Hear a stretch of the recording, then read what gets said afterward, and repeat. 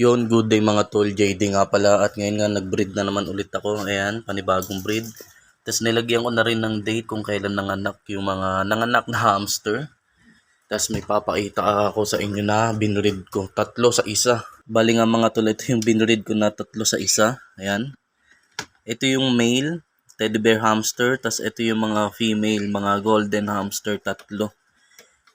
Kita nyo yung isa naka-ready no. Nakatuwad na.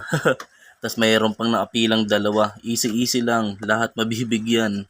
Iiwan ko lang sila dito na sabihin ko mga 5 araw para sure ball na nakastahan niya yung 3 female. Tapos ilalagay ko na sila sa kanya-kanyang cage para doon na mga anak.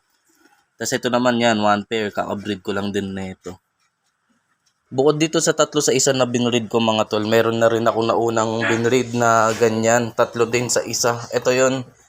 Yung female dito mga satin, ibig sabihin ng satin ay makikintab yung balahibo or makikinang. Ito yung male. Pagod yung male, nagpapahinga. Tapos ito yung 3 female na satin. Magkakapatid yan tong 3 female. Pero syempre ito hindi yan. Iba yan. Sa mga gusto kumuha at mag-alaga mga tol, rekta mensahe lang sa akin para ma-send ko sa inyo yung mga available na pagpipilian yung hamster.